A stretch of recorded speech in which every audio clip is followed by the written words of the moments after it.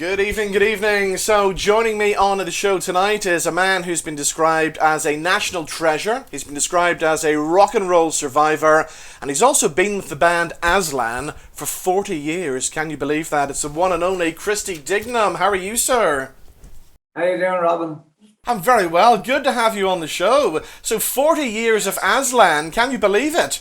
No, I can't believe it. You know what? In 1979, I went over to Australia with my then girlfriend, and we loved Australia. So I said, look, we'll go back to Ireland, we give Aslan a year, and then we'll come back to Australia and kind of live our lives.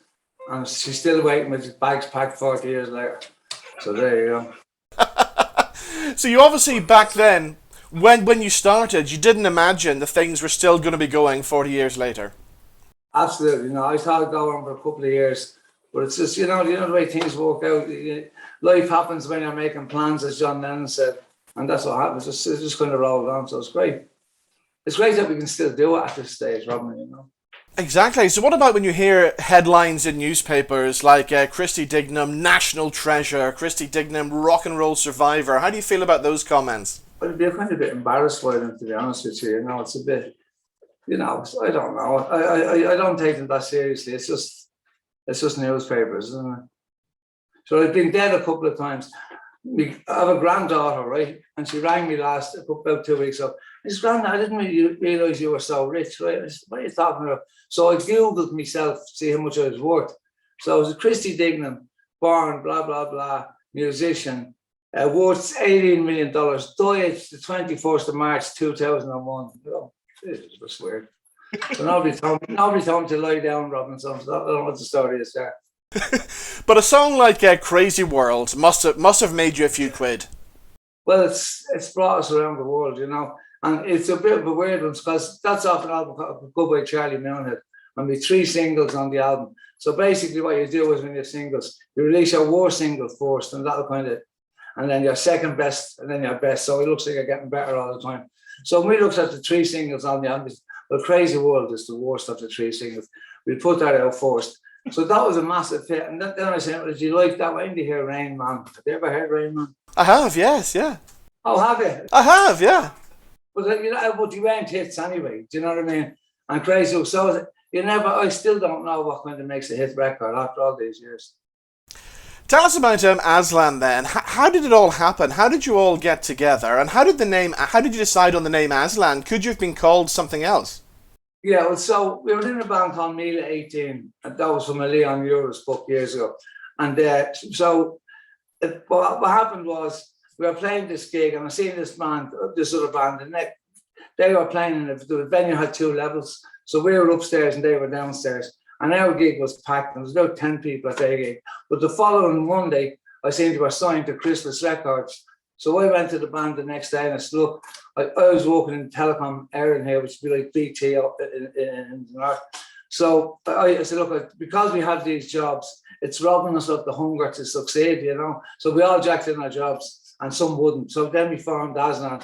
The reason we called it Aslan, obviously it was from the book, but at the time, there was all these kind of names, Kick the Dog Up the Arse, and so, these big. So we just wanted something concise, something sharp, and that's where Aslan came from. I would love to have heard people on the radio saying, and here's a song from Kick the Dog Up the Arse. Orchestral Manoeuvres in the Dark and all those. That was the kind of bands that were seen to light a big fire with an Irish band at that time. So we just wanted something with just one word, so it wasn't a tongue twister. So was music always part of your life? Were you from a musical family? Not really, no. But my dad used to make the dinner on Sunday. So we used to sing. My dad was a big opera, but we used to look at Enrico Caruso and John McCormick, people like that. So when I was a kid, I'd go out in the street and I'd be singing these songs that my dad used to sing making the dinner. And my mates, I thought they were pop songs at the time. I didn't know the difference, And my mates, where'd you get that song from? So then I remember when I was about 8 or 9, a friend of mine said, Slade, the band Slade, just, they're from a place like Finglas, they're walking. And that was like an epiphany for me, because I thought Mick Jagger was born, a rock star, and David Bowie were born rock stars. But when I heard that, I thought that I could become in a band, become a singer and stuff. It was like an epiphany moment. So from that moment on, Because I remember at about 11 or 12, I heard Angie by the Rolling Stones. And I remember thinking, well, I'm in my band, I'm going to sing that song. And we ended up doing it on the Made in Dublin album. So looking back over the last 40 years, there've been the ups, there've been the downs. We'll talk about some of the big highlights. I mean, playing gigs like supporting David Bowie at Slane, that must have been amazing. Yeah, well, it was and it wasn't great. So at the time, obviously, we said to our manager, I was obsessed with David Bowie growing up, you know. So when we heard he was coming to Ireland, we said to the manager, listen, we don't care if you don't ever get us another gig. We have to get this gig in Slane with Bowie. So he got us the spot. But I remember when I walked out on stage in Slane, and up to then, obviously, we were playing these little clubs where the people are in your face, you're seeing the whites of their eyes. And for me, it was difficult to connect with the audience because the nearest audience member was like 20 yards away, you know. But that was a bit of a shock. And I remember getting the taxi home from Slane, and I never kind of picked, the whole thing was over, and I was so concerned with not making mistakes and getting it right that I didn't enjoy it kind of thing. So after that, from that moment on, every time I do anything, I kind of take one moment in the gig to just be in the moment, you know what I mean? Because, you know, when you're doing those gigs, big gigs, they're so concerned with getting everything right, you kind of can't enjoy them, you know? Do you remember the first time it happened when you walked out on stage and you went, you know what, we've made it now, we've actually made it now? We were playing down in Cork, and it got a gig called Lark by the Lake. And we'd released This Is, which was our first single. It picked up loads of radio playing stuff, but we didn't really realise, you know, the band was kind of taking off. So we started This Is, and the crowd just started singing the song back to us. And like, you know, amazing moment. And it still must be an amazing feeling when you do Crazy World and everybody is singing this anthem to you. Yeah, and you know what's great, Robin? We do gigs in Germany or wherever, you know, and you have the German accent singing, how can that protect you, you know, or in Italy, wherever it is. That's a buzz. But for the audience to sing any of your songs back is an amazing feeling, you know. We've talked about the highs. What about the lows as well? Obviously, drugs at one stage played a big part in your life. Are you amazed you're still here today? Absolutely, yeah. I shouldn't be here today, you know. I think I was just lucky because a lot of the people who they used drugs with back then are gone, you know, they're dead and stuff. So I was just extremely lucky.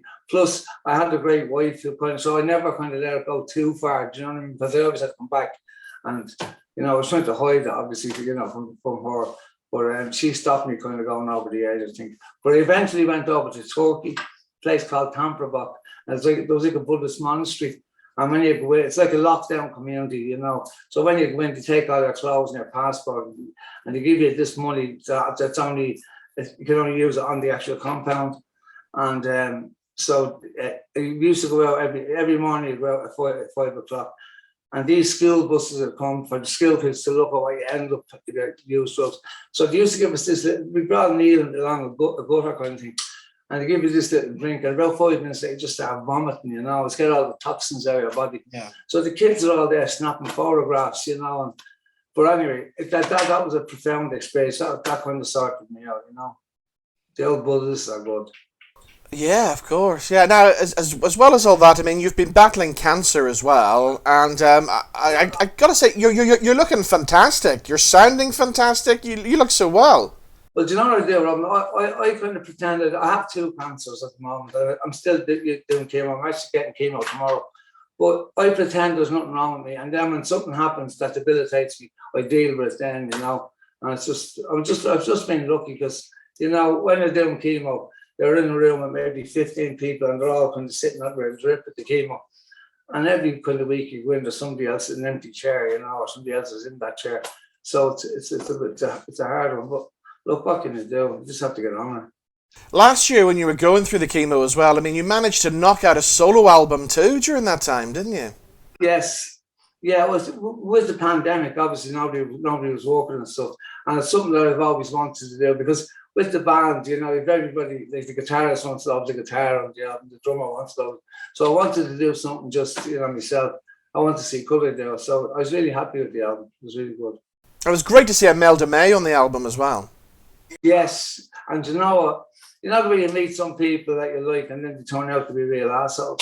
She's absolutely beautiful. She's one of the nicest people I've ever met. She was really cool. Because initially, the initial vocal she did, we weren't happy with, and she came up to the house to find out exactly what we wanted. She brought her daughter up, and her daughter was out playing with me grandkids out on the street. And she's just lovely. She's just a lovely person, so it's great. Great working with her. It's a bit of a family affair as well, because your daughter was on the album too, wasn't she? Yes, I wanted, yeah. Initially, I asked her initially to do with the amalgamating, and she said, "Dad, I'm not doing a love song with you, you know, it's a bit creepy, you know." So that's why, and because we did the Leonard Cohen song, because I kind of wanted to tip me hat to him, you know, and Leonard Cohen to me is amazing. I mean, he's a poet, you know, but you wouldn't, in the classical sense, you wouldn't say he's a great singer, you know, he's not a singer. So I just wanted to try something for a really nice vocal on his poetry, you know. That's why I did the solo on my own song. So you mentioned there how lovely Imelda May was. Obviously, you must have met so many great stars over the years. Anybody who wasn't so lovely who stands out? Well, the first time we met Bowie at the Slane gig, there was a club here in Dublin called the Pink Elephant, and all the bands, those big country ourselves, and Bowie was at that gig. So we all went down to this club, and myself and Billy O'Brien went to get an autograph off Bowie. And he had these two big ex-Marine minders with, and they just stood up and kind of not to go near him, you know.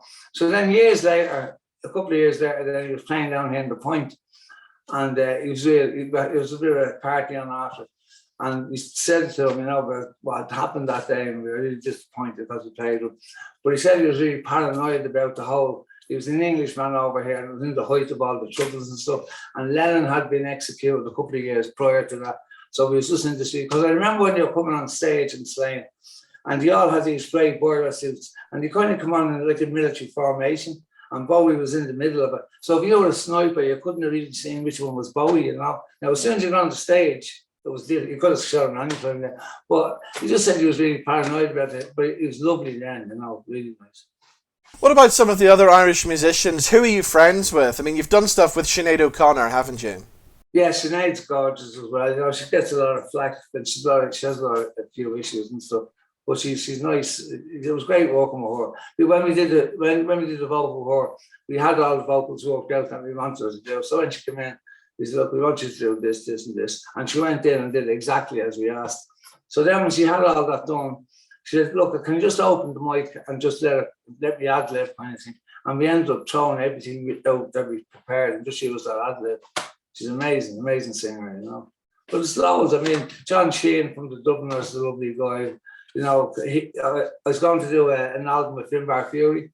I started the album, and we kind of got 3/4 way through it. And we both kind of got. He had health issues, and I had health issues, and then the pandemic happened, so the whole thing kind of grinded to a halt. You're back out on the road. I see lots of tour dates between now and the end of the year, including one in Belfast coming up on the 11th of March. Is it good to get back to Belfast? Oh, it's amazing. I think the first time we played in Belfast was with Stiff Little Fingers in Ulster Hall. But during the troubles, we weren't able to get up there that often. But there's something about, I was just saying this the other day on the Belfast Telegraph interview. We can play a gig in Letterkenny, right? And then go to Derry, let's say. And the difference in the audiences, the Northern audiences are amazing, I swear to God. And of course, up here, like yourselves, we've all been locked away for too long over the past 2 years now, so we just can't wait to get back out and see live music again. Absolutely. As I said, we did a gig in Wexford the weekend, and at the beginning of the gig, the band will start a song, and then I walk out kind of halfway through the song to join them. And when I walked out, the crowd were cheering that loud, I couldn't even hear the band, so we didn't know when to start the song. And it's just, even remember every song, like after every song, and it's as you say, because we're starved of it, it's we really appreciate it. And something it's a weird one, right? So we did this thing in the IMEC in Killarney, like a live stream at the beginning during the pandemic. And they couldn't have put it out on their YouTube channel. So after it was broadcast, our manager put it up on our social media, and I rang, I said, "Get that down," because it just looked crap. You know, when you have no audience, I always appreciated the audience, but I never realised how integral they are to the whole thing. And it just doesn't work for us, for me anyway, because I feed off the audience, and when they're not there, that there's just a huge part of the gig missing, you know. Indeed. Well, Christy, we look forward to seeing you back in Belfast. The 11th of March, you're playing the Devonish. We really look forward to it. And you know what? It's been great meeting you. Thank you so much for doing this. Cheers. I've always Good been to a see fan. you. So cheers.